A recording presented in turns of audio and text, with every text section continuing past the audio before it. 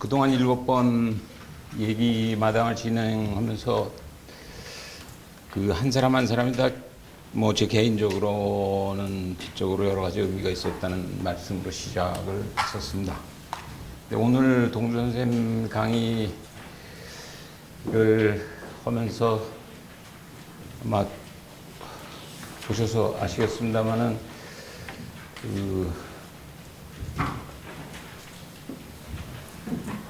노재봉 선생님하고 정종 선생님이 참석을 해주셔서 한편으로는 너무 감사하고 한편으로는 사실은 약간 좀 당황스럽습니다.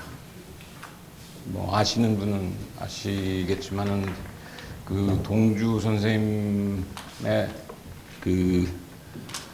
그런 이름들이 이제 국내는 없어졌지만은 우리가 연암이나 다산 때부터 보면 만약 그런 것이 좋은 의미에서 학단이 있다 그러면 동주 학단이 있다 그런다면 그 첫 기에 그 좌장을 오랫동안 하셨던 노 선생님이시기 때문에 동주 선생님의 그 학문적인 측면이나 또는 인간적인 측면에서 보다 직접적으로 오랫동안 겪으셨던 선생님이 계신데 그 배운 제자로서 동주를 얘기한다고 하는 것이 어떤 의미를 가지는 것인지 저도 잘 모르겠습니다. 따라서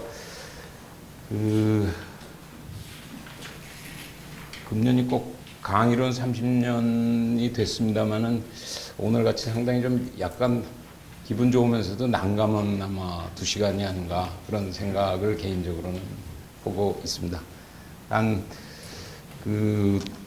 통례처럼 진행하고 나중에 질의응답이 있을 때 아마 어려운 질문들은 노 선생님한테 제가 좀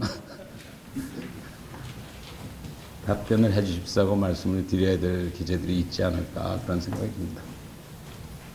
동시에 이런 생각도 들었습니다. 사실 저희가 이 강좌를 시작해서 모임이 우연히 하다 보니까 단순히 대학생만 지금 우리가 7번, 8번 같이 모여서 이 얘기 저 얘기를 나누게 된 것이 아니고 보다 연세가 있으신 선생님들도 계시고 또 주부들도 계시고 비교적 다양한 모임으로 우리가 모임을 가지게 되었습니다. 근데 오늘 경우에 제가 좀 각별하다고 그러는 거에 또 하나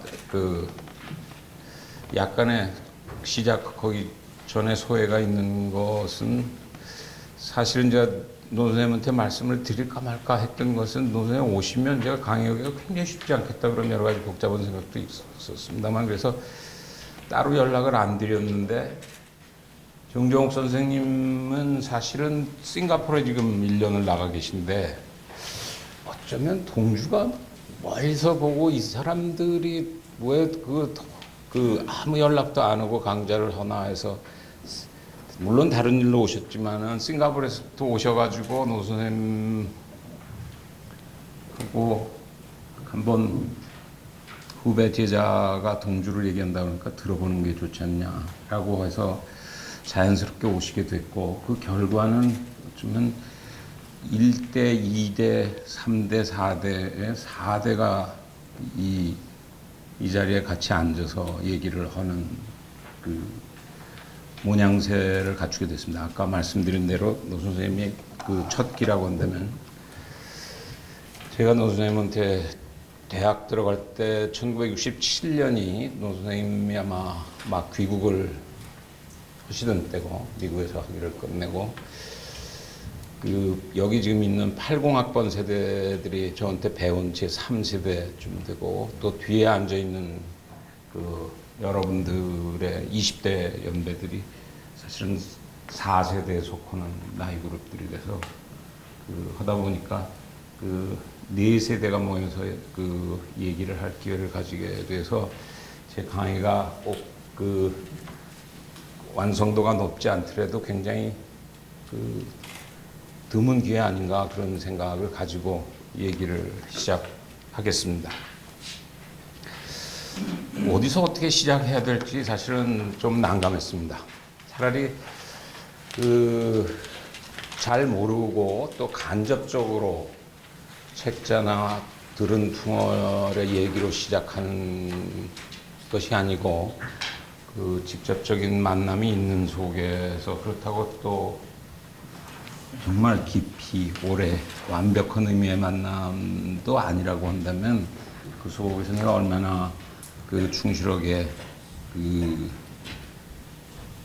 공주의 생각이나 이런 것들을 재현하고 그것이 가지는 21세기적인 의미를 우리가 따져볼 수 있을까, 그런 고민이 있었습니다. 근데 앞에 여섯 사람을 진행했던 것식으로 조금은 개인사적으로 출발을 하겠습니다.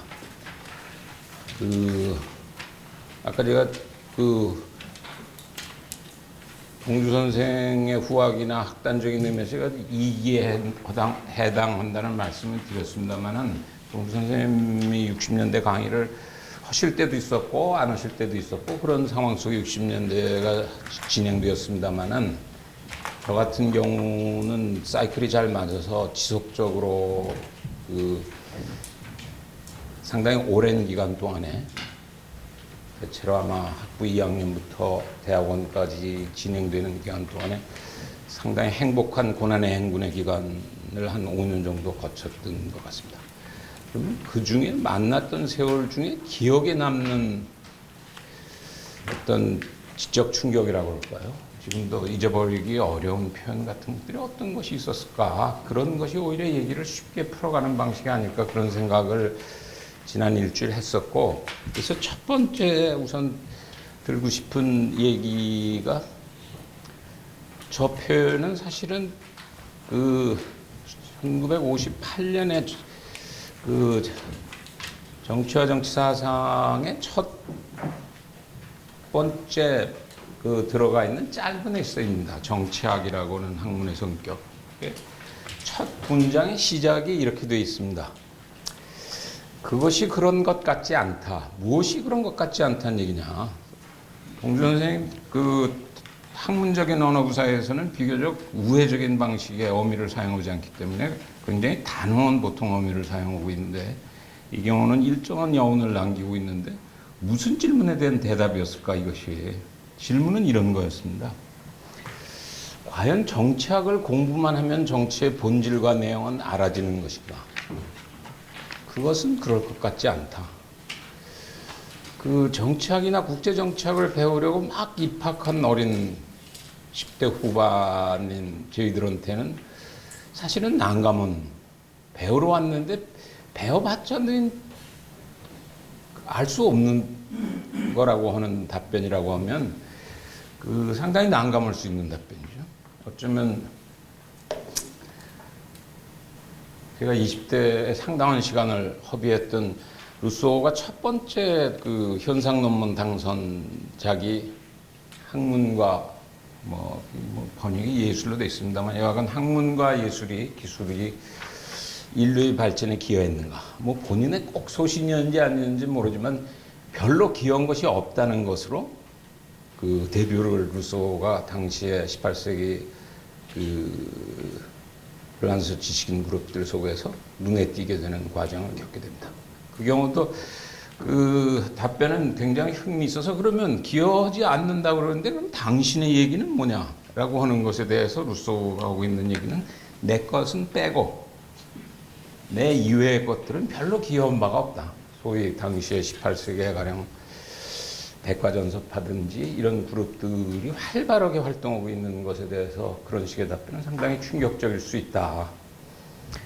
따라서 다 정치학이나 국제정치학을 과연 배워서 알 수 있는 것인가? 그것은 배워서는 알기가 쉽지 않다라고 하는 답변은, 그거 자체는 가르침이죠. 알 수 없다는 거지. 알 수 있다 그러면 아무거나 배우면 되는데, 알 수 없다고 하는 지적을 해주는 경우는 굉장히 드물었던 것 같기 때문에 어린 나이에도 상당히 참신한 충격이었다. 난감은 하지만은 그거 상당히 일리 있는 얘기 같다고 하는. 그럼 그만 둬야 되는 것인가? 들어가긴 외교학과를 들어왔는데 국제정치나 이런 걸 배울 배워서 알 수 없다 그러면 뭐 다른 걸 해야 되는 것이 아닌가라고 하는 이제 어려움에 빠질 수밖에 없었던 것 같은데, 사실은 그 동주 선생이 저런 반어법을 사용한 것은, 그런 것은 꼭 배워서 알 수 없다고 하는 것은 무엇을 공격하려고 했던 것이냐 하면, 흔히 우리가 그 당시에 또는 뭐 오늘날도 나아졌기보다는 경우에 따라서는 더 강화되어진 구미의 정치학이나 국제정치학을 배우면, 소위 과학으로서의 정치학이나 국제정치학을 배우면 그것의 보편적인 지식이 한반도나 동아시아에도 그 공식만 적용하면은 답이 다 나오는, 통일의 질문도 답을 할 수가 있고, 국내적인 갈등의 문제도, 동아시아의 갈등과 협조의 문제도 다 답이 나올 수 있는 거라고 하는 것은 착각도 상당한 착각이다라고 하는 지적이고, 바꿔서 얘기하자면 정치학이 가지는 일반 정치학 또는 일반 국제정치학이라고 생각하는 것은 사실은 특수 정치학이나 특수 국제정치학 성격을 강하게 가지고 있음에도 불구하고 지식 질서의 변방에 있는 그 변방 지식인일수록 이것을 깨닫기는 굉장히 어렵다라고 하는 것이 아마 정확한 지적이지 않을까, 그런 생각이 듭니다. 그렇다고 한다면 뭘 해야 된다는 얘기냐? 구미에서 나온 교과서나 또는 1급의 연구 논문이나 책자를 통해서 정치학이나 국제정치학을 띄면 답이 나올 줄 알았는데, 그것은 아무리 들여다봐도 거기에서 답이 찾아지지 않는다 그러면 무엇을 공부해야 될 것인가, 또는 공부를 해서 얻어지는 것이 아닌 것인가 라고 하는 이제 딜레마가 찾아왔다고 할 수 있습니다. 근데 동주선이 그 초년 시절은 뭐 대학 초년 시절은 초년 시절대로, 대학원 시절은 대학원 시절, 또는 젊은 그 교수로서 강의를 하거나 연구를 할 때는 할 때의 내 지적 수준만큼의 끊임없는 충격을 받을 수밖에 없는 테마였지만은, 그럴 수밖에 없는 것은, 그러나 정치나 국제정치라고 하는 언어나 어떤 행동 양식을 그렇게 불리우는 행동 양식이 엄연히 존재하는 건 사실이다. 그건 어떻게 할 거냐. 근데 그렇게 불리우거나 행동의 기본 원칙으로 쓰이는 것이 사실은 거기서 일반 정치학이나 일반 국제정치학이라고 하는 그 보편적인 공식을 뽑아낼 수 없는 중요한 이유 하나는, 그것이 해당의 시간과 공간의 영역 속에서 그 나름대로의 정치 권력이나 권력들이 모색하려고 하는 권력의 유지, 강화 또는 지배, 통치, 이런 것의 독특한 모습을 다 가지고 있기 때문에 그것의 맛을 빼고 그냥 보편적인 의미에 있어서 추상적인 의미의 정치나 국제정치로 몰고 간다고 하는 것은 사실은 죽은 정치나 죽은 국제정치와의 만남일 수밖에 없지 않느냐. 따라서 그거를 회를 뜨더라도 살아있는 회의 형태의 모습으로 뜨려면은 대단히 조심스러운 다른 방식의 접근이 필요하다. 소박한 의미의, 소위 말하는 자연과학적인 방법에 의해서 정치나 국제정치를 학으로서 접근하는 것은 대단히 위험한 부분이 있다. 그러면 어떻게 해야 되는 것이냐? 그만둘 것이냐? 아니면 조금 더 세련된 복잡한 기법으로서 이것을 요리해내야 될 것이냐 하는 것의 대안의 하나로, 그 당시에 그 동주 선생이 얘기하고 있었던 중요한 그 방법의 하나가 권역과 전파의 국제정치학이라고 하는 것하고 만나게 됩니다. 권역이라고 하는 말은 뭐 오늘날 그렇게 많이 잘 쓰이지는 않습니다만은, 우리가 가령 정치나 국제정치라고 하는 언어를, 일상적인 언어를 그 어떤 표현으로서 사용하는 경우에 그 언어를 통해서 사람들이 상상하는 것이 대체로 같은 패턴이나 스타일, 유형으로서 받아들여지는 것이 의외로 동일하지 않다고 하는 문제가 존재합니다. 과학이면은 시공을 넘어서서 다 똑같아야 되는데 유럽에서 말하는 정치와 동아시아의 전통사회에서 얘기하고 있었던 정치와 또는 이슬람권에서 얘기하고 있었던 정치라고 하는 것이 가지는 의미라고 하는 것은 상당한 편차를 보여준다. 같은 지배와 복종에 또는 저항에 그 권력을 중심으로 해서 벌어지는 드라마임에도 불구하고 그것을 정치라고 부름에도 불구하고 상당히 다른 성격을 띠고 있는 딜레마라고 하는 것이 존재한다. 그러면 완전히 다른 것이면 각각 다른 개별사로서 그냥 역사로서 그것을 들여다볼 수밖에 없는 것 아닌가. 그것을 엮어내서 하나의 보편적인 그 공식으로서의 정치학이나 국제정치학으로서 그런 것들을 정리해 볼 수가 과연 있는 것인가 라고 하는 딜레마 속에서 물론 그것이 특정 시간과 공간에 어려운 말로는 뭐 동순에 이것을 토포스라는 형태 그 그리스어를 사용하죠. 토포스의 정책이 필요하다. 그러나 그것이 각각 다른 의미를 가지고 전개되는 언어나 행동의 기본 원칙들이 그냥 따로따로 존재하는 것이 아니라 역사 속에서 우리가 앞에서 19세기, 18세기를 여러 번 했습니다만은 결과적으로 이제 들어보시면 저 사람이 짧게 해외에서 훈련도 받고 그런데 역시 국내에서 받은 훈련이 한평생의 사고를 좌우하는구나 하는 느낌을 받으실 수밖에 없는 것이 그 문명의 표준론 같은 얘기들은 사실은 무슨 최근에 와서 헌팅턴이나 이런 것의 공부를 통해서 제가 어떤 깨달음이나 얻음이 있었던 것은 아니고 이 동준 선생의 권역과 전파라고 하는 그 이슈를 가지고 처음 대학생활을 시작하면서 대단히 난감해하는 이것들을 어떻게 그럼 이해해야 될 것인가.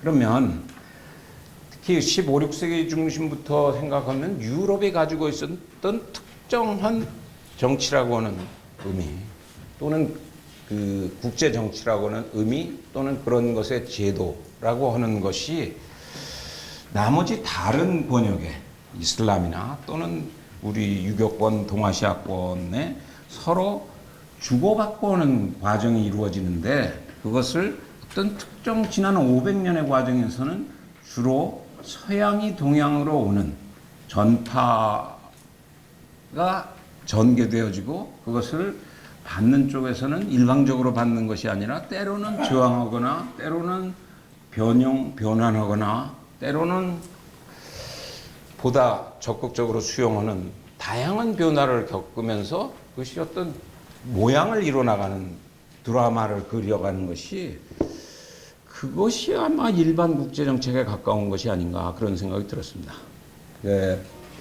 이건 제 주관적인 해석입니다만은 동준 선생의 책 제목이 일반 국제정치학 상으로 되어 있습니다. 1962년 그 책 제목이. 그게 왜 일반이라고 하는 말은 붙어 있는 것인가? 흔히 안 쓰는.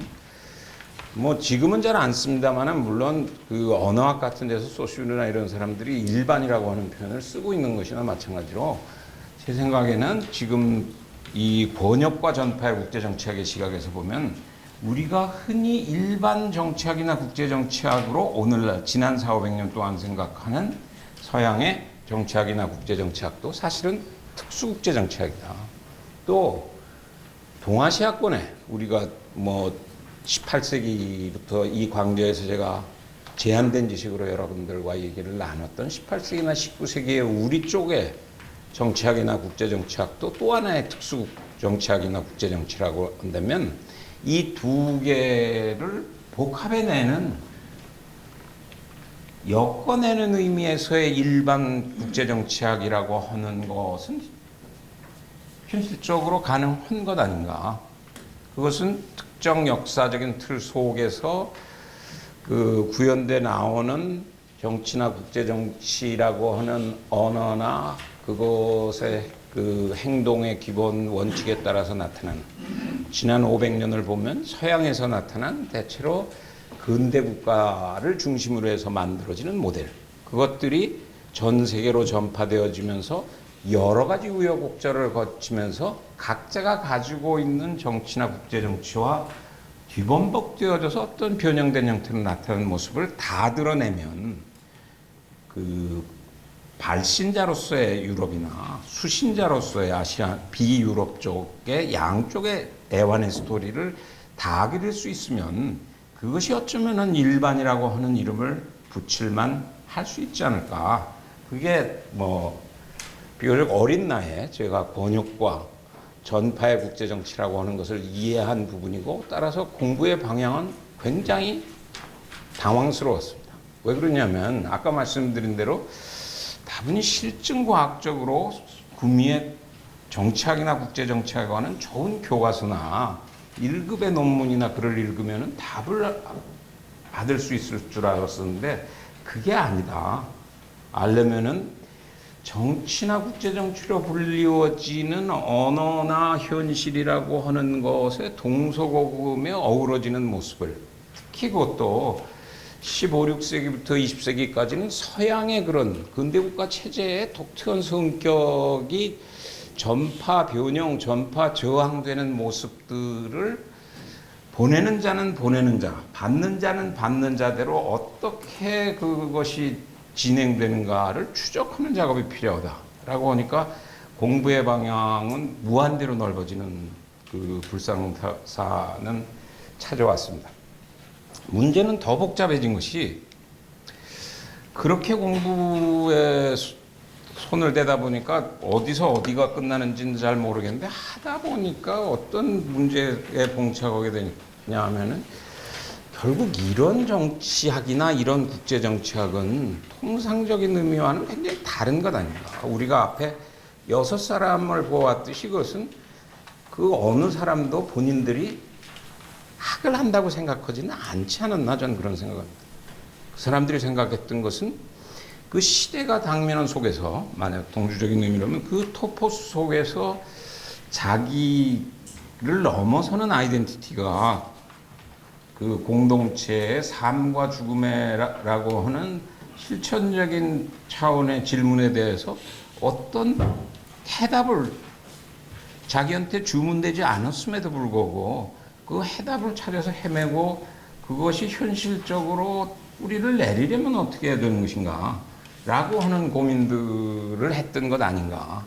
그래서 제가 이런 얘기를 후배들하고 같이 공부 모임을 하면서 많이 합니다, 최근에.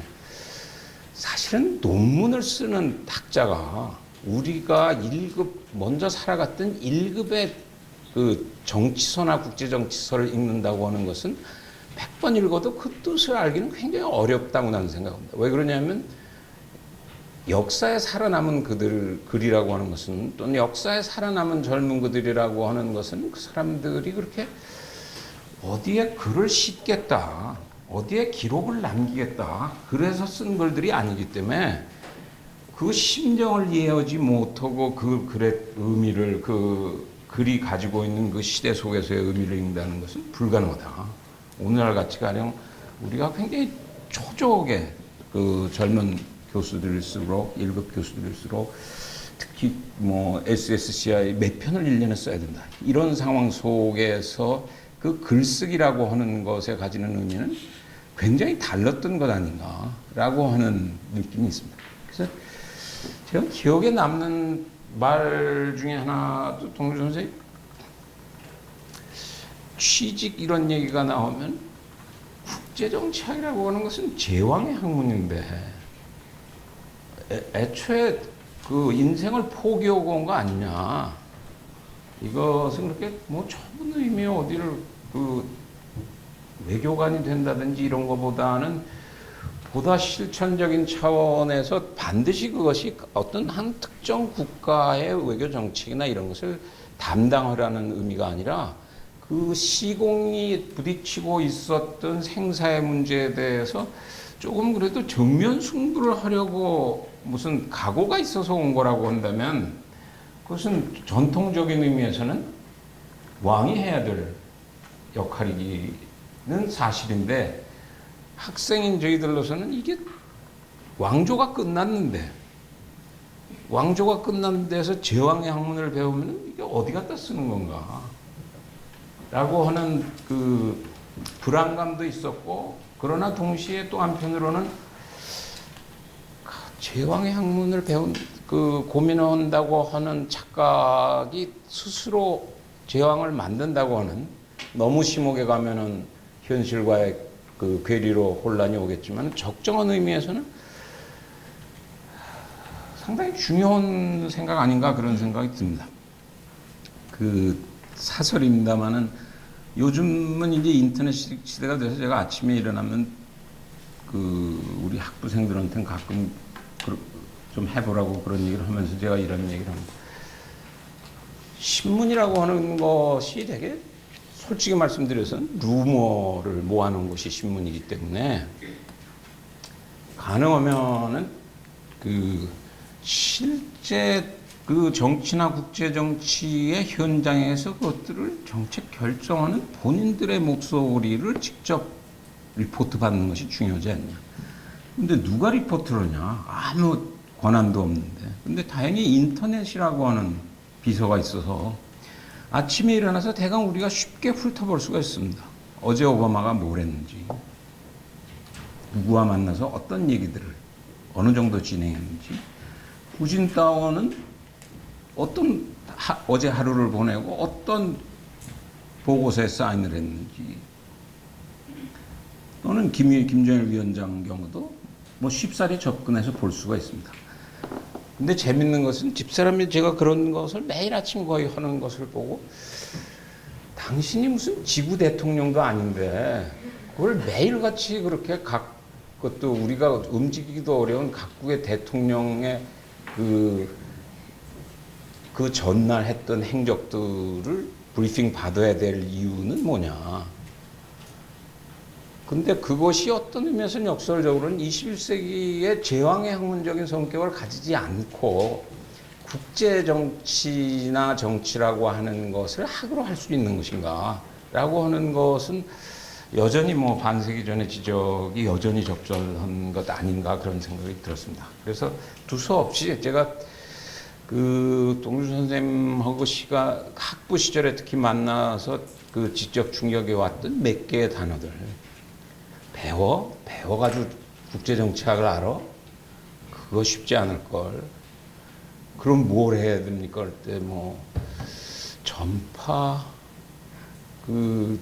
권역, 사실은 그것도 따라가는 과정을 지금까지도 보고 있습니다만은 한 20년 정도 됐는데 같이 모여서 공부하는 모임이 이름도 성도 없어서 주변에서 그러면 그 전파라고 불러라 그래서 전파 모임이라고 해서 모입니다만은 여전히 그 권역이나 전파라고 하는 과정에 걸리는 여러 가지 문제들은 여전히 지금도 어렵습니다.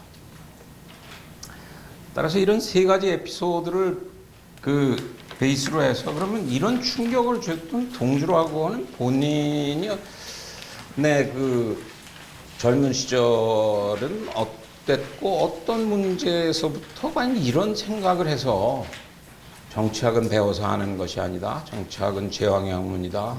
또 그렇다고 해서 이제 서양의 정치학이나 국제정치학이 특수정치학이나 국제정치학이라고 하면 한국의 정치학이나 아시아의 정치학이나 국제정치학도 특수정치학이나 국제정치라고 그러면 정말 일반 정치학이라고 하는 것은 무엇인가?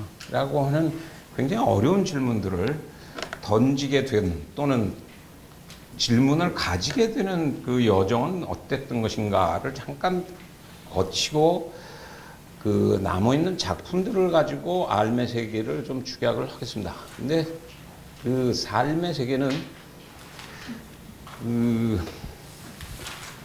제 기억으로 만나 뵀던 선생님들 중에 과거 얘기를 가장 안 하시는 그 중요한 이유는 아마 잘은 모르겠습니다만은 항상 미래를 얘기하고 싶어 하지 과거를 특히 본인의 과거를 그렇게 얘기하고 싶어 하지 않아서 이 연보 작성도 아주 애를 먹었습니다.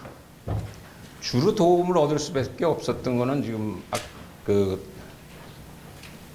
앉아 계신 노재봉 선생님하고 동주 선생하고 소위 독서 편력에 관한 좀 긴 대담이 있었습니다.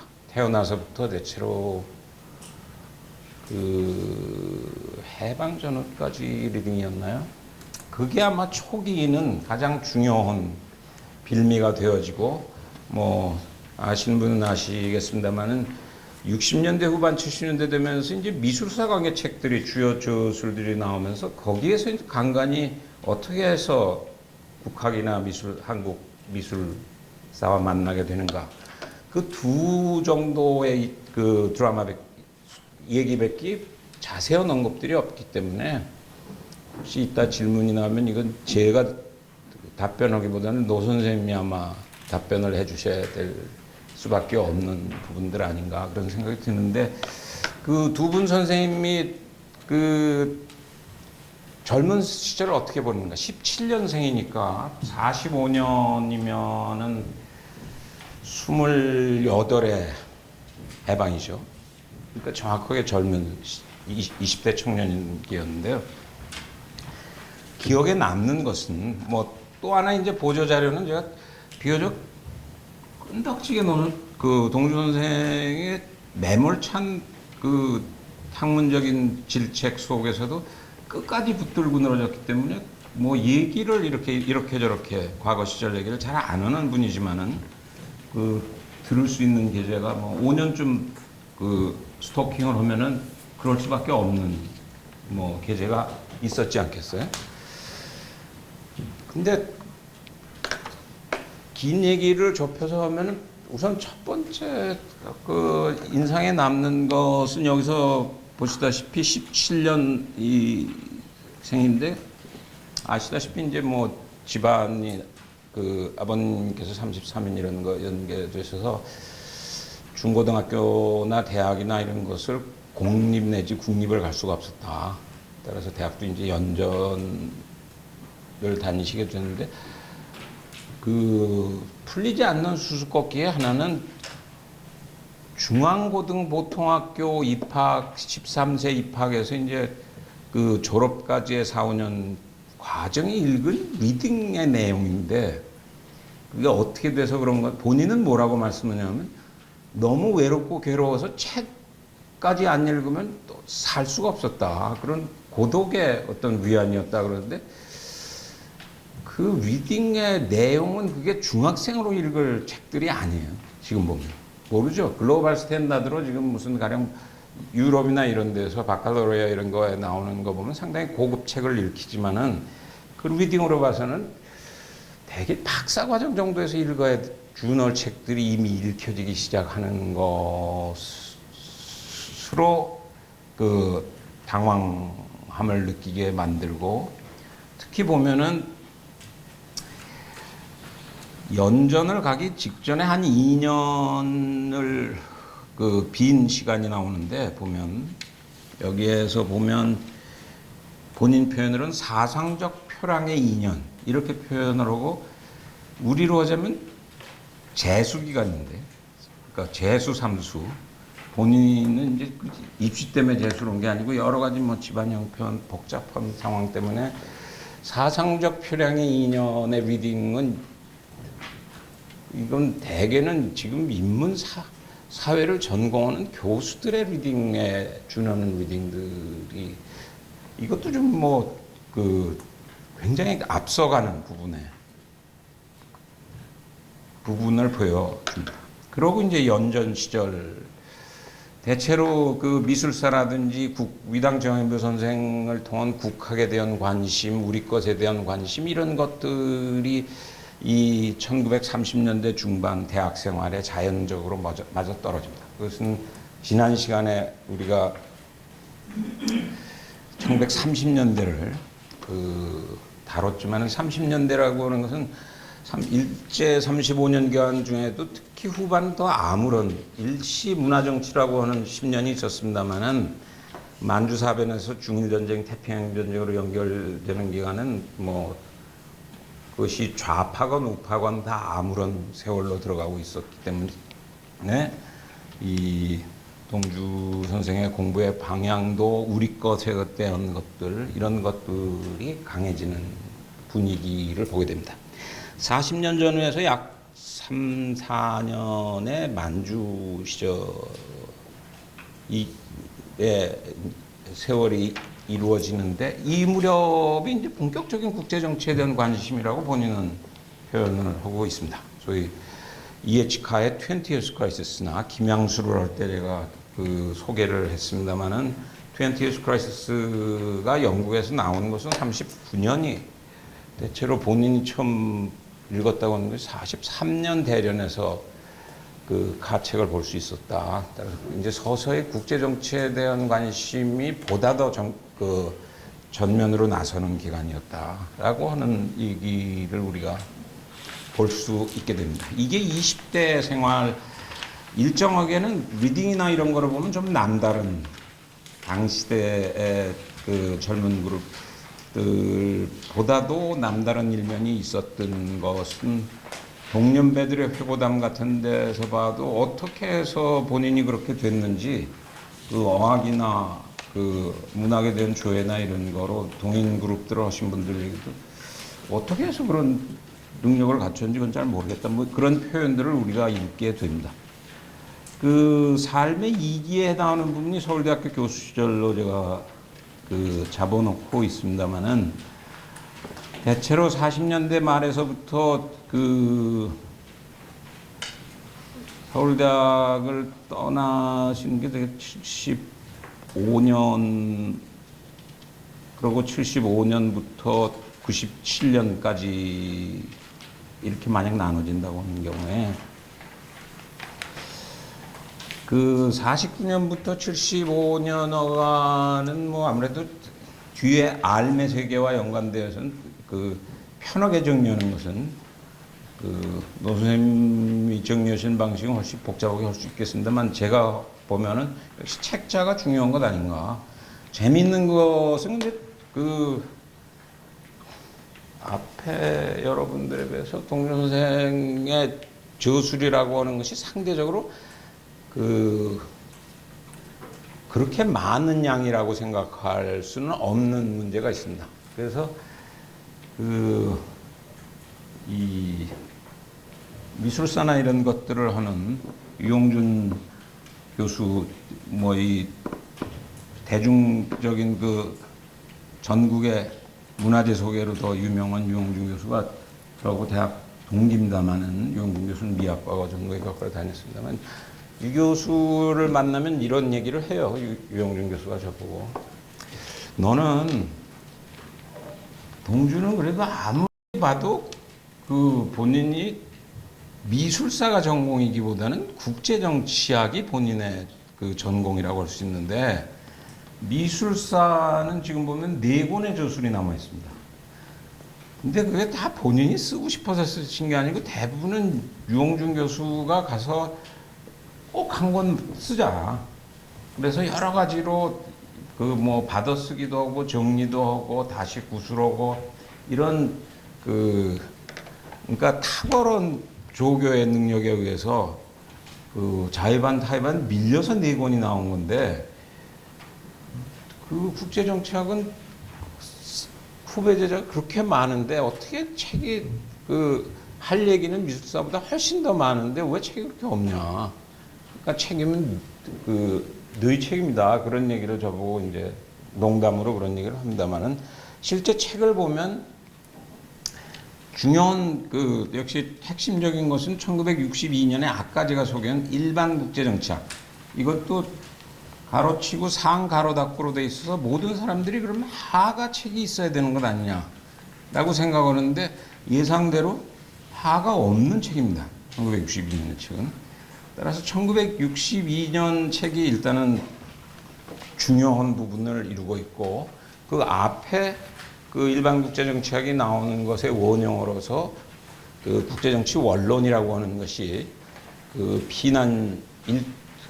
한국전쟁 피난 과정 이런 때의 강의 이런 내용들을 조금 더 정리되어져서 56년의 모습으로 우리가 볼 수 있는 것들이 있습니다. 60년대 이후는 단행본으로 국제정치에 관한 것을 우리가 만나기는 쉽지 않습니다. 되게 뭐 가령 노재봉 선생님이 83년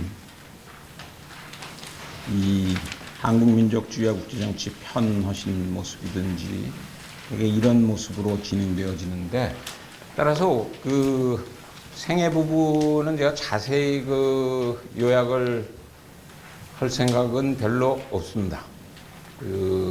49년부터 그냥 75년까지를 다 합쳐서 제가 그냥 소개를 드렸고, 개인사적으로 보면은 제가 66년 7년에 오늘날의 동숭동에서 대학 시절을 시작했기 때문에 그때는 동준 선생이 비교적 한가해지는 정부와의 관계나 이런 거에서부터 멀어져 있었기 때문에, 그래서 강좌가 빽빽하게 진행되었던 아마 4, 5년의 과정이 있었고, 다시 75년쯤 되면은 다시 학교를 떠나게 되시는, 그 이후에 구체적인 작품으로는 이제 뒤에 알면서 하겠습니다만은 93년의 미래 세계 정치도 쓰신 작품이 아니고 강의를 구술원 형태로 진행되었던 것들입니다. 따라서 그런 것들을 기반으로 해서 알을 좀 정리를 해 나가겠습니다.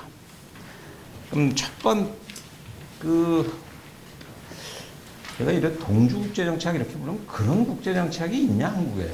오늘날 우리가 미국 국제정치학을 배우면 가령 이에스카 모겐소에서 와스 이런 정도 오면, 또는 오늘날 흔히 대중적으로 미국 국제정치학이 3K 시대다, KKK 시대다, KON과 크라스너와 카첸슈타인 이런 것에 대해서는 우리가 굉장히 소상히 잘 알고 있어서 본인들까지도 굉장히 당혹스럽게 만들 정도가 됐습니다만은, 그러면 우리 국내에서 아까 말한 대로 만약 이것이 특수 국제정치와 일반 국제정치학이라고 하는 것이 이렇게 생각처럼 간다는 것이 아니고, 또 실증과학적인 차원에서 언젠가는 전 세계가 하나 되는 교과서를 쓸 수 있는 것이 아니라고 한다면, 만약 국제정치학이나 정치학이라고 한다면, 그럼 한국의 시각에서 이름 붙일 수 있는 국제정치학이라고 하는 것이 있는 것이냐? 물론 그러면 그건 당신이 선생이었으니까 상당히 팔이 안으로 굽는 것이 아니냐, 그렇게 지적할 수도 있습니다만은, 그 판단은 제가 할 것은 아니고 앞에 6분을 소개한 것도 마찬가지였습니다만은, 들어보시고 한번 일고의 가치가 있다 그러면 읽어보고 결과를 그 당대에 나왔던 다른 글이나 생각과 비교해서 그것을 우리가 조금 더 키웠거나 키워야 될 것 아닌가라고 생각되어진다면 그것은 의미가 일단 있지 않나, 그런 생각이 듭니다. 동주국제정치학의 첫 출발이 어디냐라고 물어보는 경우에 제가 그냥 글을 중심으로 따라간다 그러면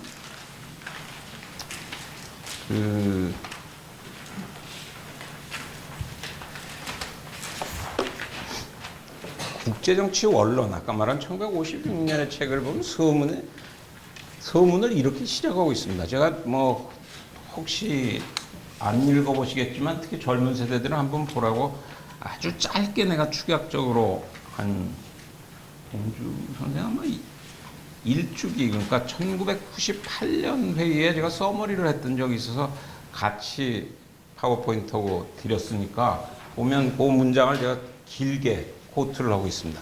한마디로는 뭐라고, 국제정치학이라고 하는 것이 그런 토퍼스적인 의미를 강하게 가지고 있는 것이라고 하면, 나는 동주 본인은 왜 국제정치학을 손대게 된 것인가 라고 하는 경우에 우리 결의가 왜 이렇게도 취약하냐라고 하는 게 본인의 최대 질문이었다.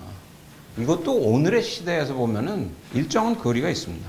왜 그러냐면 1950년대 우리가 취약하고 못 살고 언제 무너질지 모르고 했던 것하고 지금 반세기가 지난 상하고는 아마 일정한 우리가 그 체감 온도의 일정한 차이는 있습니다만은 우리가 쉽게 상정할 수 있는 것은 뭐 당시의 경제 GDP만 해도 아마 앞에서 지금 우리가 2위나 14위라고 하지만 그 당시에 아마 뒤에서 12위나 14위쯤 돼 있는 형편이었을 것입니다. 따라서 왜 이렇게 못 사냐? 물론 이것도 민세할 때도 똑같은 얘기를 했습니다만은 왜 내가 생각하는 아가 소위 말해서 어려운 말로 정체성이 또는 아이덴티티가 좁은 의미의 나로서 내가 그 형편이 괜찮게 살면 되지 내가 포함되어 있는 사회나 공동체의 형편까지를 왜 동시에 아로서 품으려고 하는 것이냐 하는 것은 굉장히 어려운 질문입니다.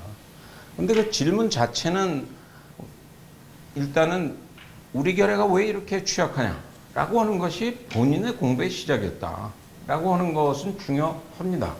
지금 뭐 후배나 제자들하고 같이 공부를 하면서 제가 얘기하는 것은 공부를 한다고 하는 것의 첫 번째는 인식이나 방법 이전에 그 목적이 굉장히 중요하다. 근데 우리는 목적론이 사실은 빠져 있다.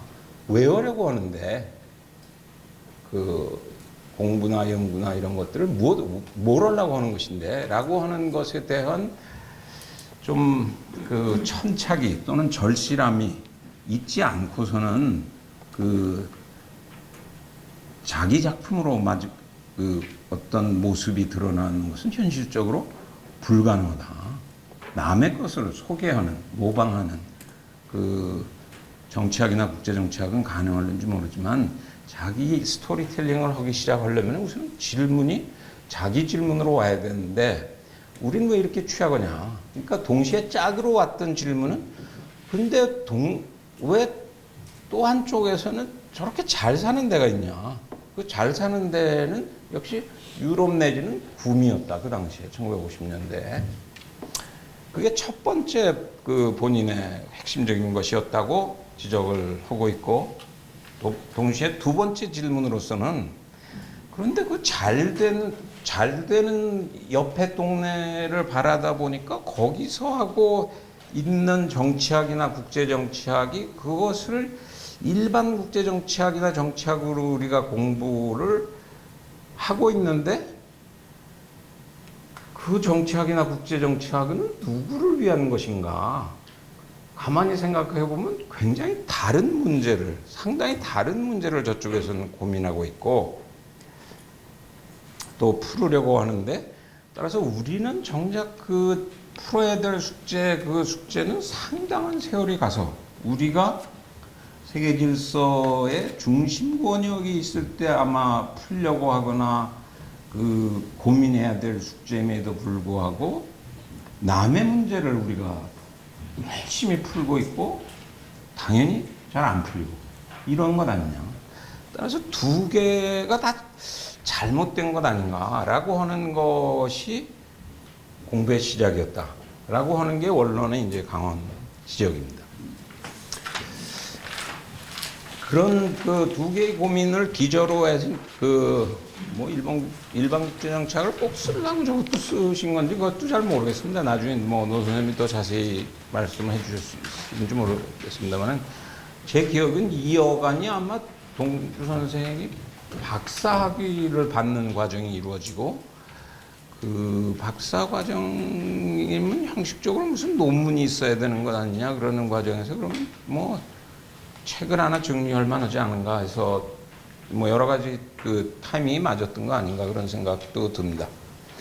그 일반 국제정치학 상, 한은 없는 상이라고 하는 1962년, 그러니까 2012년 되면 그러니까 출간 반세기가 되죠. 그 기념을 한번 할 만한 책이지 않나 개인적으로는 그런 생각을 가지고 있습니다. 근데 아마 한국에서는 그렇게 그런 거를 별로 즐기지 않는 지적 풍토가 있어서 근데 지난 시간에 예로 들었던 EH카의 20 years crisis 같은 거는 심심하면 행사를 해요. 80년대도 80 years crisis 그래가지고 그 대대적인 잔치를 했고, 아마 그것도 39년 작품이니까 뭐 이제 조만간에 또 축제성 행사들이 있겠죠. 그 유니버시티 웨일즈 같은 것 경우도 2019년이 국제정치학 탄생 100주년을 앞두고 뭐 대대적인 그 준비들을 하고 있는 거나 마찬가지로, 그런 것에 반해서 우리 경우엔 그 개인적인 취향 그 연계성 때문이 아니라 지난 반세기 동안 그 죽지 않은 몇 권의 우리나라 사회과학 서적이 아닌가 그런 생각이 듭니다. 근데 도대체 그럼 어떤 내용이 써 있길래 그렇게 과대 선전 내지 과대 포장을 하는 것인가? 중심 내용을 좀 들여다 보면은 이게 쉽게 풀어지는 것인지는 모르겠습니다만은 그 줄거리의 핵심적인 내용들은 대체로 4가지의 내용들을 담고 있습니다. 처음 얘기의 시작은 뭐로 시작되고 있냐면 국제정치학의 국제정치적 성격에 대한 지적입니다. 이것은 아까 그 여러 가지로 부연 설명했던 얘기와 동일합니다. 우리가 미국에서 배우는 국제정치학이나 영국에서 하고 있는 정치학이나 또 최근에 중국이나 일본에서 하고 있는 국제정치학하고 우리가 하고 있는 국제정치, 또는 평양에서 하고 있는 국제정치학이라고 하는 것들이 각각 독특한 성격들을 가질 수밖에 없는 부분, 상식적인 얘기임에도 불구하고 이것에 대한 이해가 충분치 않은 것이 굉장히 재밌는 또는 뭐 굉장히 심각한 현상인지 모르죠. 에피소드 비슷하게 김일성 대학 경우를 잠깐 말씀을 드리면, 제가 그 북쪽의 평양의 국제정치학하는 분을 처음 만난 것은 그 지난번 자주적 세계화 뭐 이런 얘기를 하느라고 그 평양 팀들하고 1년에 한 번씩 만날 기회가 한 5, 6년 있었다고 그랬는데, 대부분이 대남 전문 요원들이 나오는데 남쪽이 다 교수들이기 때문에 극소수의 진짜 교수가 그 짝퉁이 아닌 진짜 교수가 포함돼서 나옵니다. 그 중에 한 분이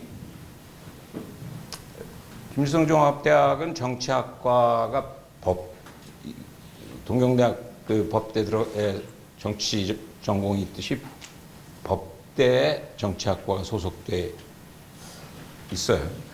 거기 이제 진짜 교수분을 만나게 됐는데, 그래서 뭐 이 얘기 저 얘기를 할 계제가 생겨서 제가 이런 얘기를 했습니다. 그 북도 결국 미국의 적대시 정책 때문에 북이 그렇게 살 수가 없다 그러면 미국을 정확히 좀 알 필요가 있지 않느냐. 따라서 그 제대로 된 그 부르주아 국제 정치나 또는 미국 외교 정책 같은 것을 김일성 종합대학에서 연구하거나 가르쳐야 될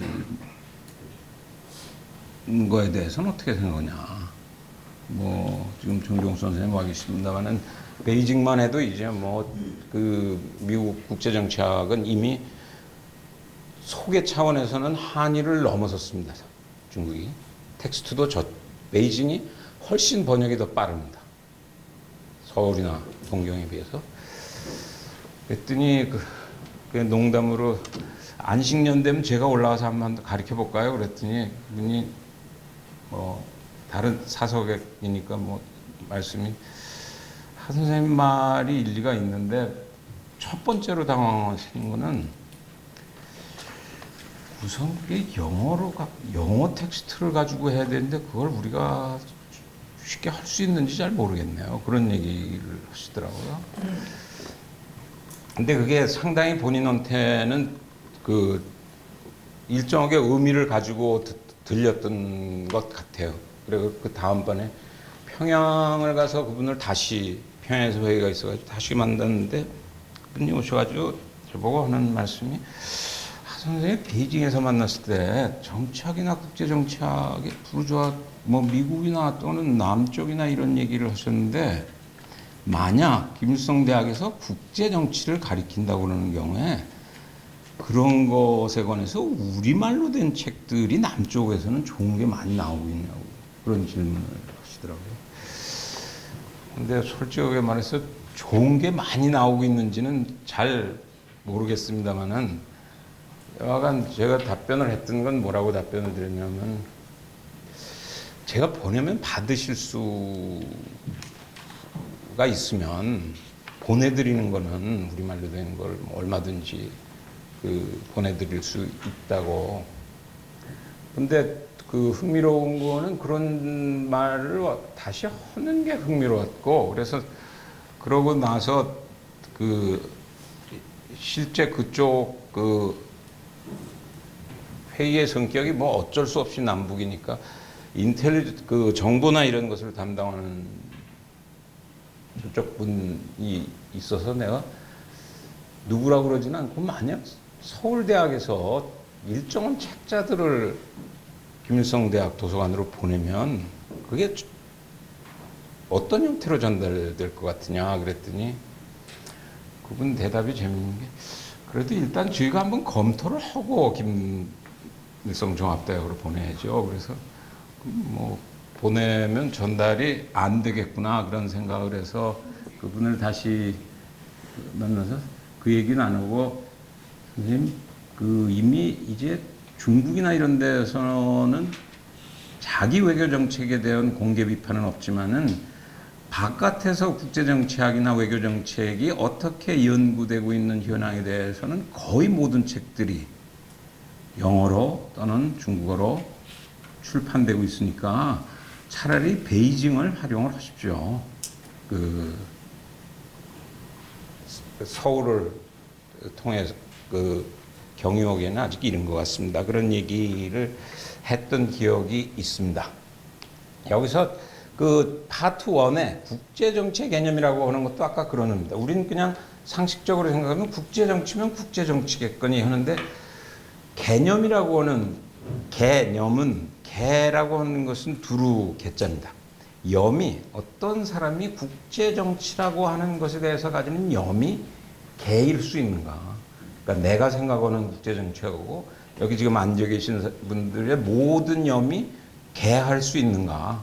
사실은 이것이 완전히 그렇지 않은 것도 아니고 완전히 그렇다고 할 수도 없다. 왜 그러냐면 일정한 권역에서는 그런 대로 동질성을 가진 의미를 가지고 국제정치란 말이 쓰여지는데 그것이 보편적인 지구적인 영역까지 확대되어 있지는 않은 현실이라고 하는 것을 그것이 퍼져나가는 과정에서는 그런 번역적으로 특정한 정치의 국제정치의 의미라고 하는 것이 전파 변형되는 것에는 사실은 치열한 언어의 전쟁이 말의 싸움이 벌어지고 있고 그 속에 군사나 경제, 권력 다툼 속에서 언어의 싸움이라고 하는 것이 진행되고 있으니까 우리가 국제정치학이라고 표면적으로 얘기하지만 그것은 사실은 굉장히 복잡한 내용을 띠고 있는 것을 우리가 공부할 수밖에 없다 이런 얘기. 이렇기 때문에 포기하라고 하는 것이 아니라 그런 복잡성 또는 복합성을 잡기 위해서는 여태까지 했던 방식보다는 좀 넘어서는 방법이 필요하다 해서 아까 말씀드린 권역과 전파가 새로운 시대의 국제정치학의 프레임워크로 좀 써야 되지 않는가 1992년에 라고 하는 얘기였습니다. 제가 뭐 앞에서도 강조해서 한두 번 했던 것 같습니다. 지난해 베를린에서 전파에 관한 회의를 유럽 중세에서 하는 사람들이 하자고 그런 것도 제가 놀랬다는 얘기도 했고 가서 얘기해보고 그거는 어떤 지적 전통에서 그러면 당신네들은 전파를 공부한 것이냐고 해서 오늘 이런 얘기를 좀 했습니다. 그랬더니 뭐 그쪽에서 등록돼 있지 않은데 그게 세계 지식 질서에 동주로 쳐도 없고 이용희로 쳐도 없고 아무 흔적도 없는데 그러면 어디 있단 얘기냐? 왜 구글이나 뭐로 때려도 하나의 흔적도 안 나오냐? 근데 어디서 배웠단 거야? 굉장히 흥미롭다고 그래야 될지 좀 슬픈 얘기라고 해야 될지 뭐 여러 가지 생각이 들었던 것입니다. 제가 근데 이것을 강조하는 것은 50년이 지나고 이것이 때 묻은 것이 아니라 최근에 와서 점점 관심들이 늘어난다는 거죠. 뭐 지금 들으시는 대부분 선생님들은 굳이 지금 미국 국제정치학계를 알아야 될 필요가 전혀 없으신다마는 젊은 세대들은 아마 학교에서 여러 선생님들한테 그런 걸 배우고 그렇게 되니까 최근에 미국 국제정치학계의 소위 이 새로운 모색을 하는 어려운 말 무슨 구성주의 이런 걸 하는 부류들이 최근에 와서 소위 디퓨전이라고 하는 전파라고 하는 문제에 이제 손을 대면서 굉장히 새로운 것으로 국제정치의 새로운 영역으로서 문제를 제기해서 아마 우리한테도 이제 한 5년, 10년 지나면은 우리 원래 것에서부터 이어가는 것이 아니라 서양을 돌아서 이것이 들어오긴 들어오겠구나 하는 굉장히 또 하나의 흥미로운 전파 양상을 지금 보고 있습니다. 세 번째, 네 번째는 이제 뒤로 가는 내용하고 조금 연결되어서 좀 설명이 필요할 것 같습니다. 그런 권역과 전파를 소위 역사와 공간이라고 하는 면에서 우리가 오늘 살고 있는 문제하고 연관시켜 보면 근대는 아까 말씀드린 대로 역시 서양이 무대에 있어서의 주연을 담당하는 일정한 기간을 지난 한 500년 가까운 기간을 걸어오게 되는데 소위 우리가 앞에서 4시간 정도에서 보았던 전통적인 의미에서 이 천하질서대 서양의 근대 국제질서라고 하는 것이 충돌하거나 또는 만나는 과정에서 우리는 왜 이렇게 사는데 저쪽은 저쪽이 오히려 풍요롭겠는가?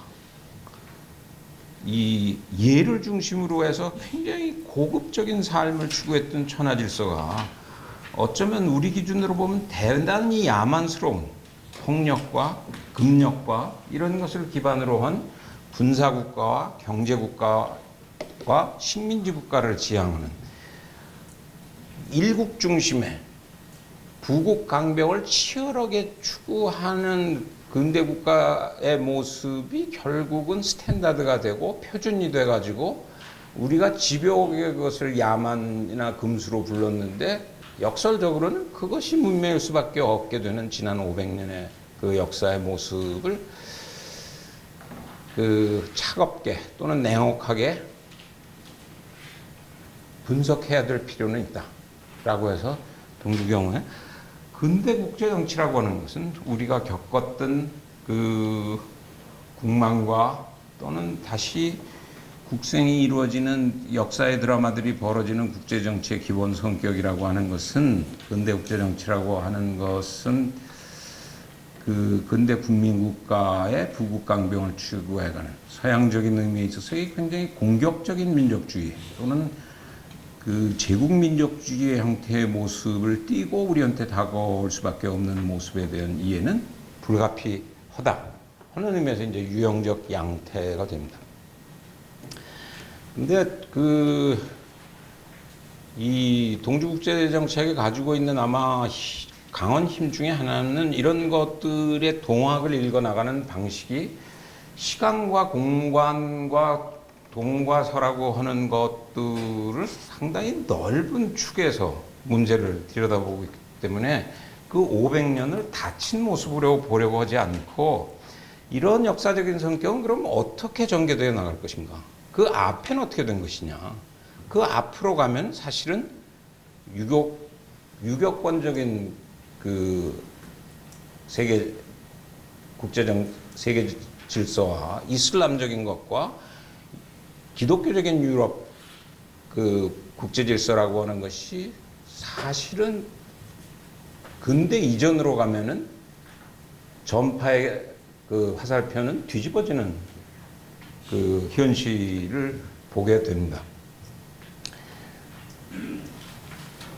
마지막에 세계 정치의 역사적 성격은 뒤에 가서 조금 더 설명을 하게 되겠습니다만은 이것이 그러면 21세기에 다음 마지막 시간에 마무리하는 것하고 연결되겠습니다만은 21세기에 들어와서는 그럼 지난 500년의 서양 근대가 보여주었던 전형적인 그 유형 스탠다드 오브 시빌라이제이션은 계속 지속될 것인가 아니면 또 한 번의 변환을 겪게 될 것인가.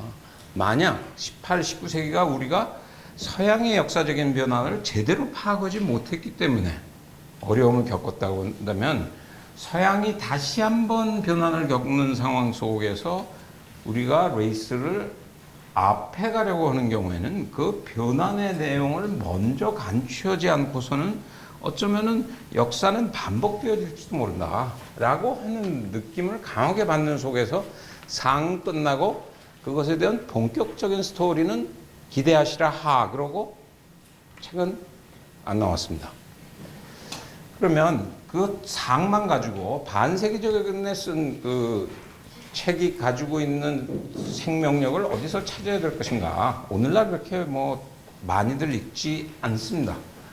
그러나 그 주관적인 편견이라고 저는 생각하지 않습니다. 유학이란 말을 그만 쓰자 제가 지난 시간에 그랬습니다만 하여튼 해외 트레이닝을 받아야 취직도 되고 그런다 그래서 그 20대 고반 말에 그러니까 제가 공부를 하는 과정에 그 독특한 인연이었는데 군대를 마치고 보통 정상적으로는 취직을 해야 될 나이 27 집에서 보기엔 제가 30이 가까워오는데 취직을 생각도 안 하고 그렇다고 무슨 공부를 한다고 취직이 보장되는 것도 아니고 당시에 유학을 간다는 게 그렇게 쉬운 일도 아닌 상황에서 별로 오두 갈 데가 없어가지고 당시에 그 노재봉 선생님, 동주 선생님 모시고 그 시내 조그만 그 이 동주 평화연구소라고 하는 어쩌면은 그것이 그 시대의 사랑방 같은 역할을 했던 것인지 모르죠. 거기서 한 2년 그냥 있었습니다. 뭐 정상적으로 보면 좀 이상한 일인데 제 개인적으로는 그것이 굉장히 중요한 시기였다고 생각하고 그 교과서적인 공부라는 것은 책을 통해서 얻는 것이지만은 그 지적인 매개 전통이나 이런 것들은 아마 텍스트를 넘어선 부분이 있다고 생각합니다. 그 분위기에 또 그런 것들의 그 이어나감이나 이런 것을 따라서 그 2년은 그 다른 모든 여건에서는 굉장히 부담스러웠습니다만은 매일 집에 들어가도 뭐 왜 그 방황을 하는지도 설명하기가 어렵고 연애를 하기도 좀 난처한 뭐 전망이 명확치 않은 상황 속에서 그렇다고 금방 유학을 간 것도 아니었지만은 개인사적으로는 대단히 뭐 일정하게 풍요로웠던 2년이었다고 생각을 하고 그래서 우여곡절 끝에 제가 유학을 가면서 좁은 의미의 국제정치학은 그 당시에는 거의 훈련이 없이 갔습니다. 뭐 제록수도 아직 없었던 시절이고 그렇기 때문에 오히려 고전은 여기서 훈련을 뭐 열심히 받았지만은 최근에 미국의 국제정치학자가 누가 있는지는 뭐 그저 뭐 모겐서 이런 이름이나 이런 정도에 익숙하지고 이외에 그 자잘한 사람들의 이름을 전혀 알 수도 없고 글도 익숙치 않았고 그때 제가 들고 갔던 유일한 한 권의 책이 일반 국제정치학 상이었습니다. 그거 들고 가서 도움이 됐냐? 저는 도움이 됐다고 생각합니다. 그 전체적으로 그 물론 미국에서 어떤 국제 정치를 가리키는 사람과 만나느냐 하는 또 하나의 문제는 있기는 합니다만은 그 시공의 축을 엮어나가는 방식이나 이런 면에서는 여전히 중요하다고 생각을 했고 그 이유는 그 책이 국제적으로는 알려져 있지 않지만은 그 생명력을 여전히 가지고 있고 지금 그 다른 대학까지는 잘 안 읽히는지 모릅니다만은 관악에서는 뭐 매년 제가 다시 읽히면서 같이 이렇게 읽어보면 여전히 이것이 가지고 있는 중요한 것은 역시 첫 번째는 그 책이 가지고 있는 텔레올로지의 문제, 목적론의 문제입니다. 그것이 소박한 의미의 국제정치의 과학적인 공식을 찾겠다. 이런 것에서 출발하고 있지 않고 이게 왜 우리는 못 사는가? 근데 저쪽은 왜 잘 살게 됐는가? 라고 하는, 그러니까 자다 깨도 또는 꿈속에도 계속 반복될 수밖에 없는 질문의 절실성이 일단 필요한 것 아닌가. 그 지구적인 표준을 만들려고 하면 내가 과학적인 공식을 하나 찾아야지. 왈스를 깨야지. 이런 것들로 자다 깨다 후다닥 일어나게는 잘 되지 않는다. 따라서 그것보다는 나 또는 나를 포함한 나하고 공감대를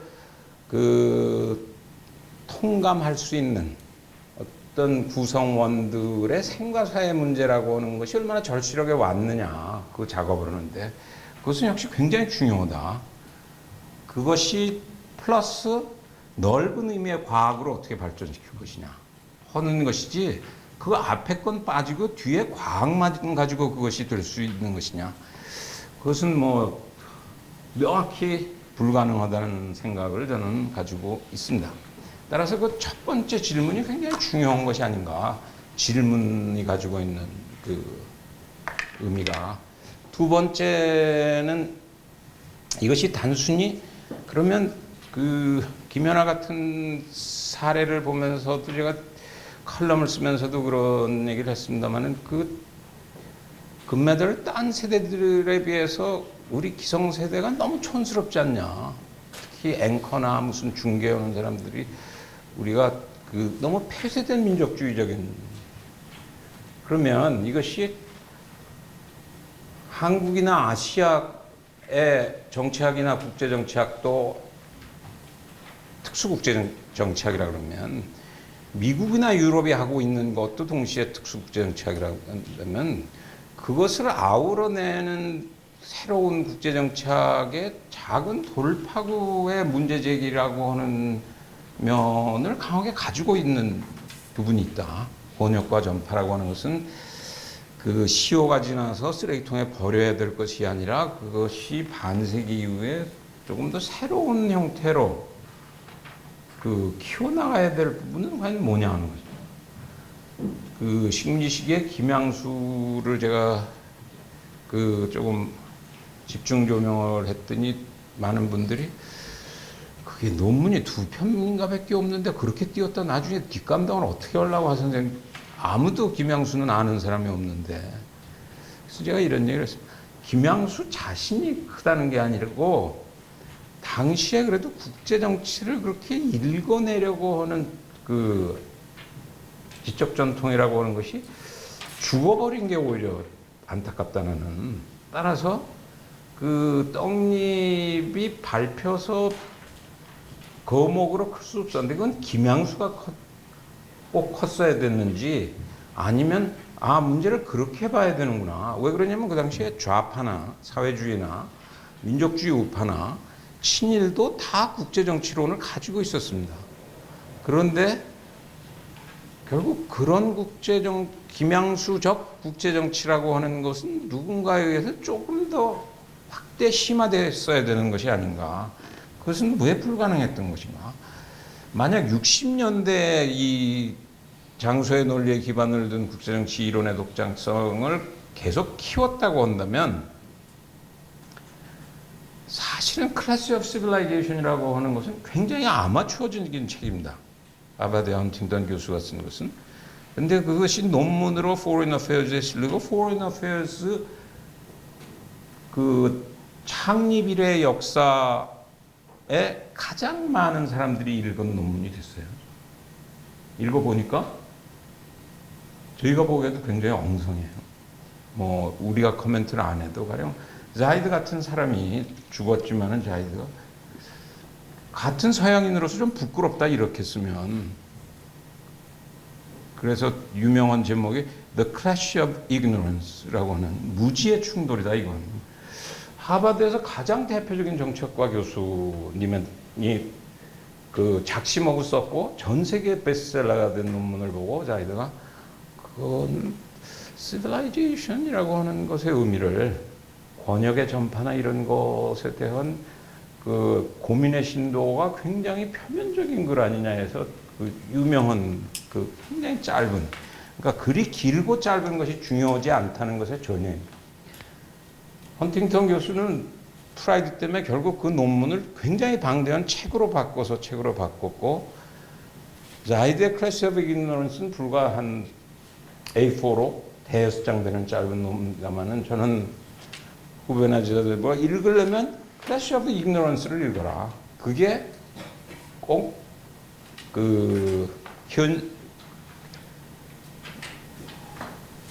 우리가 겪고 있는 지금 권역과 전파의 문제에 조금 더 그 조심스러운 겸손한 자세로 그 현실을 들여다보려고 하는 것 아니냐라고 하는 얘기를 합니다.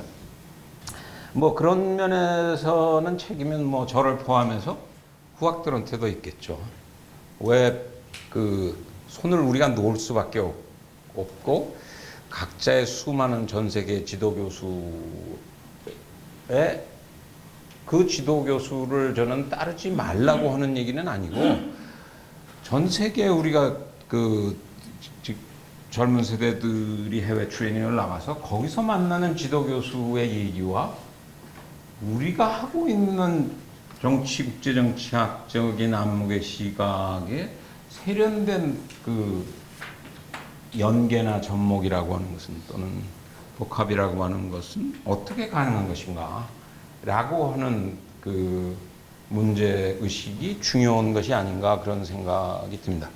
세 번째로는 근대국제정치의 역사적 성격을 실증적 규명. 이건 조금 전문적인 얘기입니다만 아까 말씀드린 대로 근대 국가라고 하는 것이 우리가 전통적으로 가지고 있었던 동양의 전통에서 국가라고 가지고 있었던 것하고는 사실은 저쪽은 스테이트라고 하는 단어를, 네이션 스테이트라고 하는 단어를 우리가 국가라고 하는 번역어로 쓰고 있습니다만은 우리는 사실은 국가란 말이 익숙하지 않았습니다.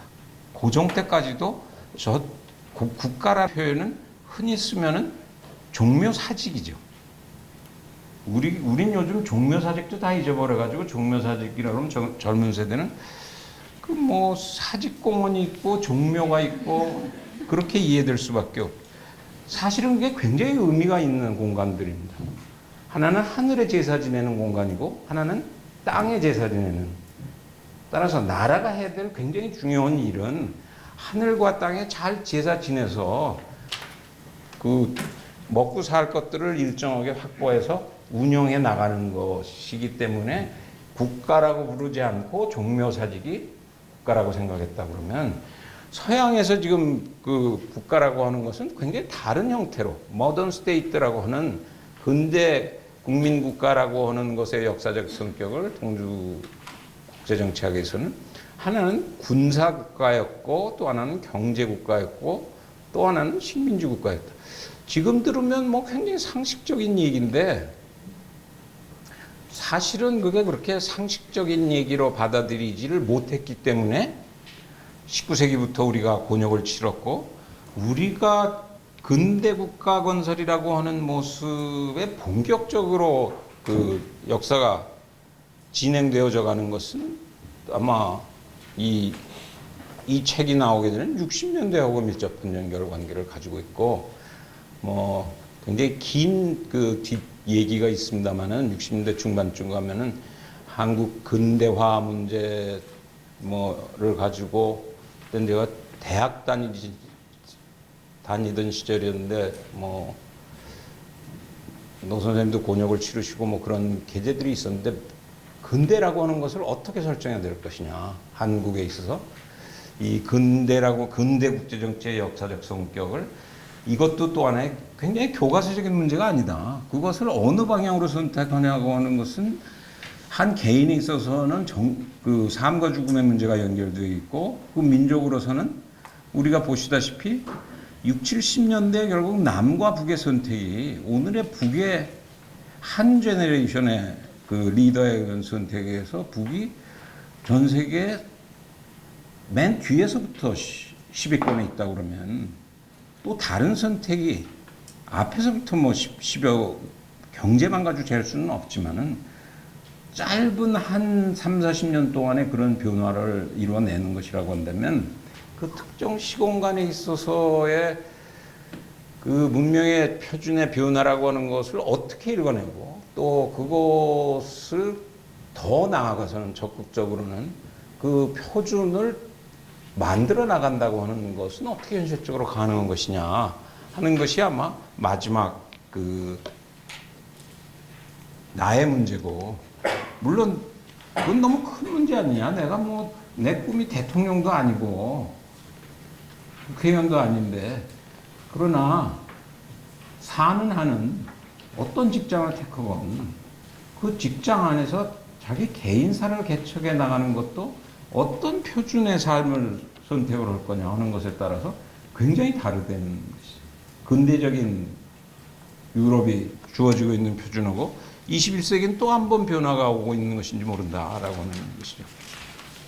이게 이제 다음 시간하고 연결되는 고리입니다만은 알의 세 번째 단계에 그 동주국제정치학의 묘미인데, 일반국제정치학 상의 마지막 센텐스 책을 끝내면서 이렇게 끝납니다. 일반국제정치학 상. 그렇게까지 의미 부여해서 읽을 거 있냐? 선생님이라고 그렇게 띄울 수 있냐? 그렇게 얘기할 수도 있습니다만은, 저는 의미가 있다고 생각합니다. 60년대에 그 국제정치학을 보는 그 책으로서 그 마지막 센텐스는 근대 국가 간의 국제정치로서의 면과 초국가적인 국가군대, 국가군의 양상은 마치 겹쳐서 박혀있는 사진과 같이 세계정치의 이중으로 투영되고 있다고 이해된다. 저는 그 앞에 어려운 단어가 지금 흥미가 있다는 게 아니라, 카메라가 찍었는데 초점이 더블 포커스 됐다는 게 굉장히 재밌다. 근데 그것은 60년대에 그렇게 사진이 이중으로 찍혔다고 읽어내는 것은 그게 아마 동주가 가지고 있는 안목이라고 생각을 하고 해안이라고 생각하고 또는 국제정치의 이론적인 파워라고도 동시에 그 생각을 하게 된다. 이런 것의 구체적인 드러남은 보면 67년, 77년 이 당시는 다 노 선생님이 그 중심적인 역할들을 하신 것들에 대해서 아마 더 인사이드 스토리를, 백그라운드 스토리를 아시고 계시겠습니다만은, 글을 통해서 보면 후배나 후학들하고 제가 하면서 별로 동주가 글을 안 썼지만 딱 한 편만 보려고 그러면 뭘 봤으면 좋겠냐 그러면 제가 권하는 것은 77년 회갑기념의 민족주의 개념이라고 하는 강연입니다. 그러니까 한 33년 정도, 30년 전에 한 강연인데 굉장히 정확합니다. 의외로 77년에 한 것임에도 불구하고 일국 민족주의의 시대가 가고 다민족주의가 오고, 다민족주의는 다시 종족민족주의와 충돌되어지고, 그것을 넘어서는 또 하나의 민족주의의 짐을 겪게 될 것이다. 그것이 시기적으로 50년이 될지 100년이 될지 그것까지를 맞출 수는 없지 않냐라고 하는 이제 그 스피치인데, 저는 잠깐 말씀드렸습니다만 시작부터 저는 굉장히 흥미롭게 읽었던 것이 민족주의 개념으로 되어 있습니다만은, 민족주의를 개념으로 이해하려 하는 한 민족주의는 알 길이 없는 애매한 것이다. 본인은 민족주의는 개인의 삶의 일부였고 그 집안의 여러 가지 여건 때문에, 따라서 그 속에서 민족주의는 삶의 한 부분으로서 체험사로서 그것을 왜 이렇게 곧 어려움이나 진통을 겪어야 되는가라고 하는 그 일종의 병 고쳐야 되는, 사망으로부터의 그 삶을 어떻게 획득해 나가냐의 과정으로서 민족주의를 공부하는 것이, 무슨 그것에 관한 책을 읽어서 민족주의 개념을 지금 국제학계 현황이 어떤데 그 중에 내가 어떤 독특한 빈 공간의 개념을 새로 어떤 염을 하면 그것이 학계 속의 개념이 되지 않겠나.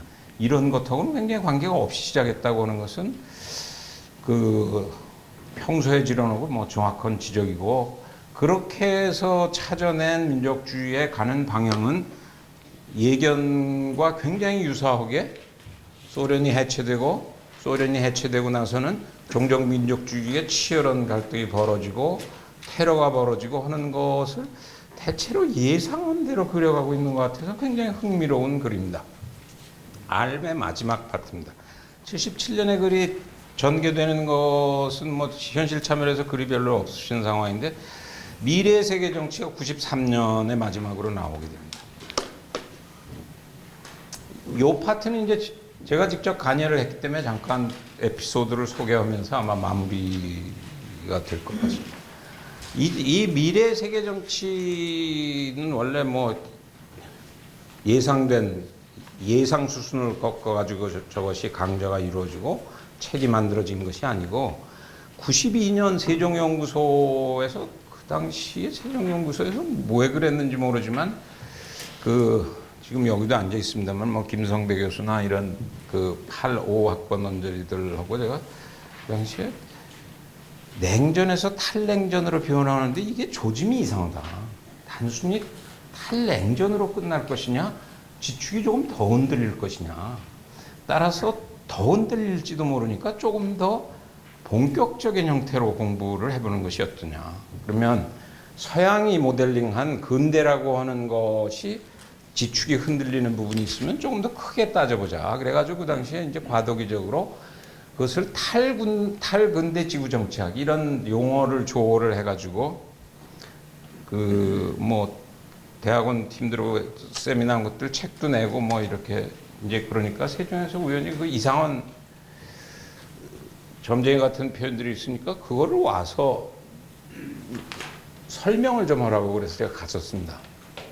그땐 동주 선생님이 세종을 그만두신 때였는데 그 제목이 흥미롭다고 뭐 그때 이미 몸이 불편하실 텐데 그걸 좀 듣자고 이제 오셔서 오늘같이 좀 난처한 자리였습니다.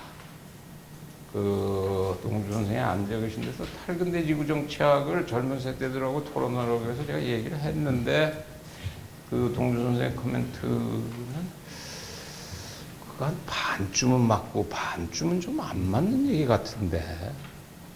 근데 거기 이제 후배들도 있고 뭐 이러니까 거기서 겨우 그거 공부해가지고 반쪽밖에 못 알았는데 그걸 발표를 해. 이렇게는 그때만 해도 이제 그 학생 때는 당연히 그런 스타일로 얘기하시는 분인데 굉장히 너그러운 표현으로 한 반쯤은 굉장히 재밌는 얘기인데 반쯤이 뭐가 좀 더 있어야 될 것 같은데, 그래서 뭐 당연히 찜찜해서 이제 그 다음날 찾아와 뵙고 나머지 반이 뭐 어떻게 돼? 나머지 반이 선생님 뭡니까? 그랬더니 동수 선생님 뭐라고 그러시냐면 이제 뭐 세월이 한참 가서 그때가 92년 3년이니까 뭐 돌아가시기 4, 5년 전.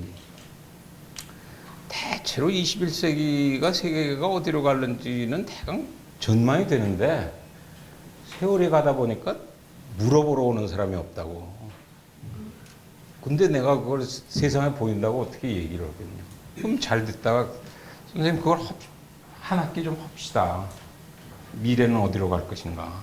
그래가지고 불편하시되는데 억지로 이제 간청을 해가지고 처음엔 12마당을 하려고 했는데 결국에 9강좌를 하고 건강형표 때문에 이제 사실은 핵심적인 얘기가 조금 미진하죠. 동아시아, 한국 이런 얘기를 할 기회를 못 가지고 9마당으로 일단 책은 끊었습니다. 근데 그 미래 세계 정치 얘기는 뭐냐면 사실은 저 제목을 달 때도 이제 제가 억지로 하자 그래가지고 했기 때문에 그 처음부터 끝까지를 다 수습을 할 수밖에 없었는데 제목 때 그래서 제가 욕심을 내서 선생님 어차피 하를 안 쓰셨는데 미래의 세계 정치 하로 하면 안 됩니까? 그랬더니 동주 선생님이 뭐라 그러시냐면 그래도 내가 그 일반국제정치학 상을 쓸 때는 하로 써야 될 대강 틀과 그것을 하기 위한 그 문건들이나 자료라고 하는 것을 대강 머릿속에 가지고 있는데, 이게 세월이 이렇게 되고 몸도 불편해지고 그 도서시설도 안 따라오는 상황에서 그냥 기억난 대로 얘기한 것을 가지고 그렇게 과대 포장을 하는 거는 공부하는 사람으로서는 받아들이기 어렵다. 그래서 결국 이제 뭐 타협안으로 그러면 미래의 세계 정치를 하자. 근데 저 책이 가지고 있는 장점은 이런 것이 있습니다. 말씀대로 이제 그 범위는 상당히 축소돼가지고 그 당시가 1990년대 초반이 뭐가 튀어나온 문제 하나였냐면 EU의 장래였습니다. 지금 유럽의 장래. 미국 국제정치학계도 한참 싸우고 있을 때입니다. 그 당시가. 요즘 뭐 많이 그 해외 연수를 나가면은 여러분들이 익숙한 뭐 그 공격적 민족주의나 또는 뭐 그 제도적 자유주의자들 간에 한쪽은 그 이유는 유럽들 관계는 결국은 잘 안 될 거다. 미소의 양극이 있을 때 오히려 안정적이었지. 시카고의 뭐 미어샤머 같은 케이스가 대표적인 케이스들이죠. 이게 결국은 내분이 일어날 거다 하는 쪽이고, 기호인이나 이런 사람들은 그게 미소가 소련이 깨졌더라도 그런 제도적인 장치에 의해서 그런 대로 그 헤게모니를 넘어서서 안정적인 질서라고 협력이라고 하는 것이 구축되어질 것이다. 답들을 그 당시에 쉽게 못 찾았어요. 그래서 저는 굉장히 흥미롭게 본 것은, 그럼 동주류로 그 문제를 다루려면 어떤 식으로 이 선생님 문제를 어프로치 하려고 하는 것인가. 그 책을 보면은 EU가 나아가는 길이라고 하는 것은 단순히 EU의 장래를 바라다 보게 만드는 것이 아니라 근대의 문명의 표준이 어디로 갈 것인가를 보여주는 선행표이기 때문에 유럽의 장래에 대한 관심인 동시에 그것은 굉장히 주목해서 봐야 된다라고 하는 문제 제기. 그것까지는 뭐 그렇게 평소의 지론으로 보면 충분히 볼 수 있는 지적이었습니다. 그 다음 파트가 굉장히 재밌는데, 그러면 저게 어디로 갈 것인가를 읽는 방식은 좁은 의미의 실증과학이 아니고 넓은 의미의 정말 과학적으로 문제를 보려면 유럽의 지난 500년 역사를 다시 되돌아가자. 그 파트부터는 저는 굉장히 재밌게 봤습니다.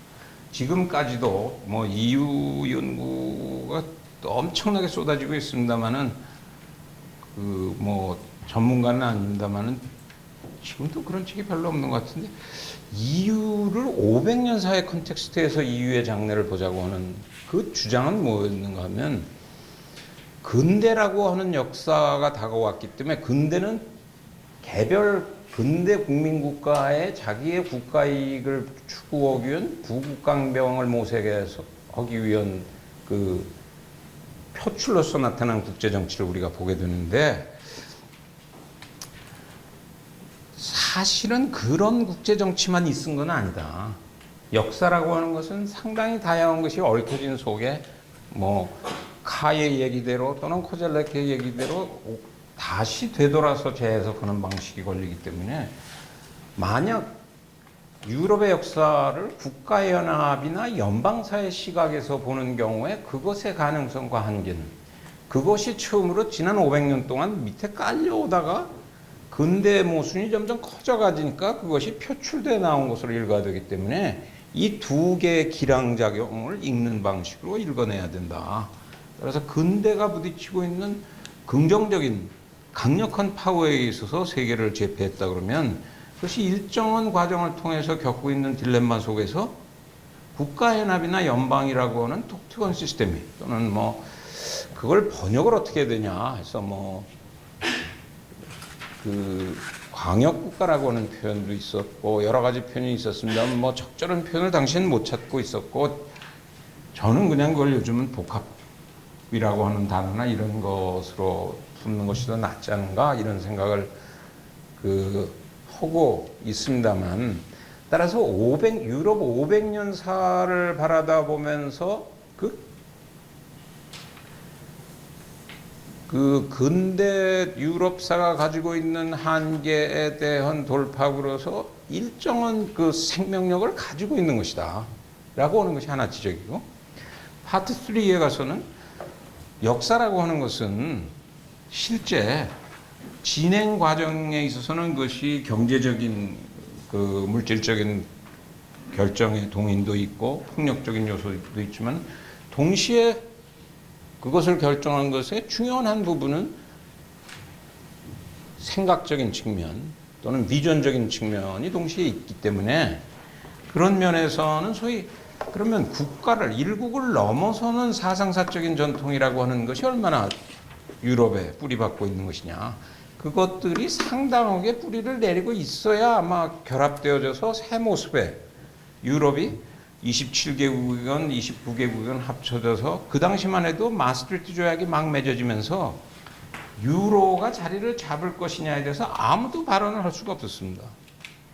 저게 될까? 어떻게 보면 그러려면 더블 스탠다드가 마련돼야 되는데, 불란서 사람이고 독일 사람이고 영국 사람이자 우리가 EU 시민이라고 하는 것이 어느 정도는 서로 타협 두 개가 더 합쳐져야 유로도 쓰고 프랑도 쓰고 뭐 이렇게 쓸 수 있는 상황이었는데, 그것에 대한 발언이 쉽지 않은데, 그런 유럽의 500년사 유럽의 정치 사상을 되돌아보면서 결론으로는 갈 수밖에 없다, 이거는.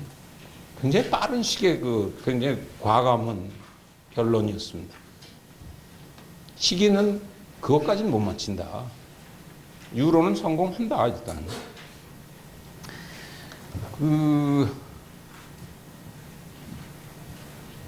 그게 아마 말년에 뭐 남은 이제 미래의 세계 정치의 중요한 것을 이루고 있는 것이고, 마무리를 해야 될 시간이 된 것 같아서, 중요성은 그동안 뭐 앞에서 쭉 얘기를 했습니다만은 한 서너 가지 생각이 얼른 머릿속에 떠올랐습니다. 첫 번째는 동주가 던지고 있는 질문이라고 하는 것이, 우리가 그 흔히 사회과학 전반이나 뭐 일상적으로 살아가면서도 우리 것을 찾아야 된다 그러는데, 저는 그것에 대해서 좀 지겹습니다. 또 젊은 세대일수록 지겨운 일면이 있습니다. 한국적 뭘 해야 된다 그러는데, 그런 얘기가 나온다는 것 자체가 이미 한국적이 아니라고 하는 역설을 얘기하고 있는 것이기 때문에, 산다는 것, 이 시대의 이 공간에서 산다고 하는 것은 어쩔 수 없이 한국적일 수밖에 없는 것이고, 그것을 잊어버린다는 것이 오히려 대단히 비극적이고 조금은 웃기는 얘기일 수밖에 없다. 따라서 자연스럽게 국제정치학이 모방에서부터 창조로 갈 수밖에 없다고 하는 것은, 한국에서 국제정치학을 하는 것은 그것이 한국 국제정치학일 수밖에 없고, 또 그렇다고 해서 그것이 아까 말씀드린 대로 미국이나 구라파에서 하는 국제정치학과의 배타적인 위치에 있는 것은 아니지만은, 그렇다고 미국과 구라파의 국제정치학으로 한국 국제정치학은 대체될 수도 없는 것이라고 하는 굉장히 상식적인 얘기를